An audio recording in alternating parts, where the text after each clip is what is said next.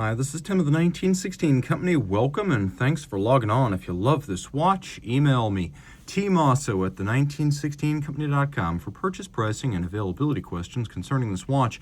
And this watch is an exquisite Patek Philippe 5236P. This is the 2024 update of the model, originally launched in 2021. This is the 5036P-010 variant with a lovely black white gold hand and index set on a rose dial. It's exactly the same watch that debuted with a blue dial in 2021, but with a more legible dial expression.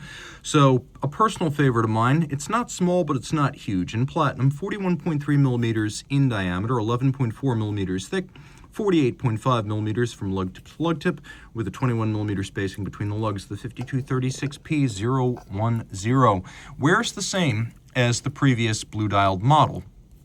That said, it wears nicely on my wrist. I'm pulling the strap tight because the strap is substantial alligator leather and it's not broken in, so it's exaggerating the width of the watch on my wrist. You could wear this watch on a wrist my size or larger, so let's say 16 centimeters circumference and up. We'll zoom out a little bit, get a better sense of it in proportion. My arm's actually quite a bit longer, so is my hand. This works fine. 16 centimeters and up, this works. And it's got a sloped flank. It's flat enough, it will slide under a dress cuff.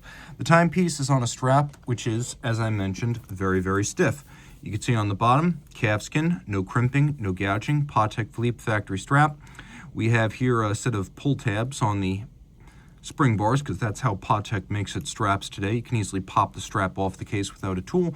And they also boast of using only large rectangular scale alligator leather. They call them square scales, but I mean the eye doesn't lie, rectangular. What's true though is that this is a very expensive cut of the animal, so if you wanted an alligator leather equal to a Patek Philippe, this is it. Large, rectangular, and symmetrical. Medium brown, semi-gloss finish. We've got a folded edge, a monotone stitch, full clasp with the Calatrava Cross. It's the logo of the company. You'll see it on the crown. You'll see it on the case back. Taking a look, it's a single fold. It's actually quite robust. It's got a radial spring system. Let me just pop this open real quick. Nice thing about these springs is that they do have considerable bite to them. So even though there's no trigger release system here, this little spring means it's a tenacious friction fit clasp. So when it closes, it is quite secure.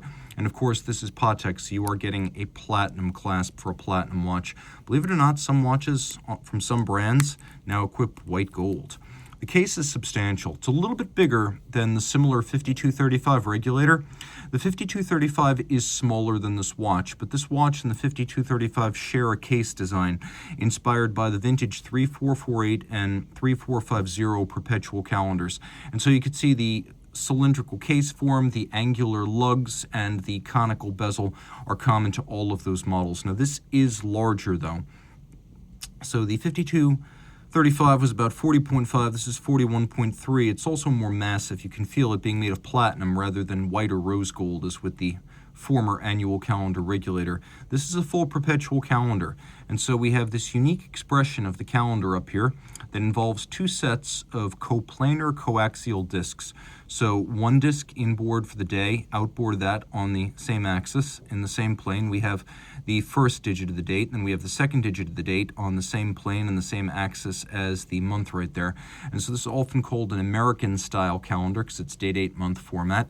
It was inspired by a number of Patek Philippe Perpetual calendar pocket watches from the 20th century, but the 5236 is the first time it's been featured on a wristwatch. We have a top Vesselton diamond between the lugs to remind you that this is a platinum Patek Philippe watch of the modern era, an exquisite use of a gem on a man's watch. Now the dial is what really sets this variant apart. The original 001 had a vertically brushed blue metallic gradient dial, and what was very attractive, it was also hard to read because the indices in the hands disappeared against the blue base. The 5235 regulator was also difficult to read because the hands were small and scattered in regulator fashion. This seems to be the sweet spot for this whole series. A perpetual calendar, a lovely rose matte opaline dial, so no directional brushing, and then blackened white gold hands and indices for a high level of contrast. If you look carefully here, you can see we've got a little bit of an azurage or concentric pattern on the sub-seconds. We have a chemin de fer or railroad track for reading the minutes, but also for reading the seconds, and then a coaxial moon phase. The perpetual calendar features date, month, leap year phase, a day-night indicator. Don't set the calendar using the pusher adjusters when that little circle is blue. When it's white, you're good to go, you're safe. You can use the pushers. That's important because during the night, the calendar is involved in automatic adjustment of the calendar system through its internal means. And the process continues even after the turnover. The mechanism is still engaged. So you want to make sure that you wait for this little window to be white before you use these pushers. Of course, we also have a moon phase that is a perpetual calendar style moon phase, so it needs one adjustment every 122 years. The calendar system itself will not need to be corrected until the year 2100. It can deal with irregular length months. It can deal with leap years, not a problem. You can see now the little day-night indicator transitioning today, so you know you're looking at 7 and then 8 a.m. right there. By the way, modern Patek Philippe in-house caliber, it does have hacking seconds. Turn it all over. This is not the 240 micro rotor, and it's not related to it in any way. This is a new generation movement that first debuted on the 5235. Changes have been made since the annual calendar. Bridge design is a little bit different, but most importantly, we now have a winding mass that is platinum as opposed to the previous gold, so it's a more massive mass, and it winds with more energy and efficiency. And then we have more energy and more force inside the mainspring barrel, somewhere between 20% and 40% more, in order to propel the more power-intensive perpetual calendar system, which uses a grand lever and a program wheel under the dial. Now, it's a big movement, 34 millimeters, so you can tell it's not based on the 240. Though they're both micro rotors, this is a huge movement designed for modern watches. Now, it's 30 meters water resistant with a snap case back and a push-down crown. And regardless of what Patek is saying about water resistance these days, I still would not swim with this 30-meter watch, even though Patek says you can. Just putting that out there. 4 hertz beat rate. We have a more conventional escapement than we had on the 5235 that used elements of the Advanced Research series, the Pulsamax system. Here we do still have the anti-magnetic and concentric breathing Spiromax silicon hairspring, but we have a conventional set of pallet stones, metal anchor, and escape wheel here. It's all a little bit more durable and easier to fix down the line if it requires it. 48-hour power reserve, automatic winding. Note the use of ceramic bearings or ceramic ball bearings for the rotor. Single barrel, large movement with few distinctive features, the most pronounced of which and obvious is these exceptionally broad stripes, which I really like. You could see them across the bridges, broad stripes with a wonderful shading gradient that really dances with a luminous effect as I move it through the light. These are accurate to no worse than -1 + 2 seconds per 24 hours. Very good timekeepers. You can see 55 joules, a 503-piece movement. That's as much as a lot of repeating watches. This is a very, very sophisticated caliper. And as you can see, it's also beautiful. We've got bevels inside the screw and the jewel sinks. We've got mirrored bevels on the edges of the bridges. We've got those broad stripes, engine turning or perlage on the base plate in several different sizes. All screw heads are mirror polished with chamfered slots in circumference.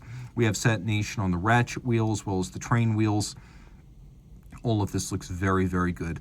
And of course, being a Patek Philippe that is priced under the $800,000 range. Most of these decorative details are at least started mechanically and finished by manual means, but they're very convincing, handsome, and price appropriate.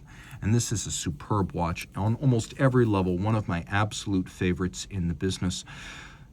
And a little bit of what I mentioned earlier about the Spiromax hairspring being anti-magnetic and concentric breathing. What I mean by that is that normally when we talk about concentric breathing, we're talking about an overcoil hairspring, not a flat one. But because of the precision profiling allowed with deep reactive ion etching, it is possible to weight this hairspring equally all the way around. So there's no position in which it keeps a different time. It doesn't gain time or lose time in that regard, like an overcoil hairspring.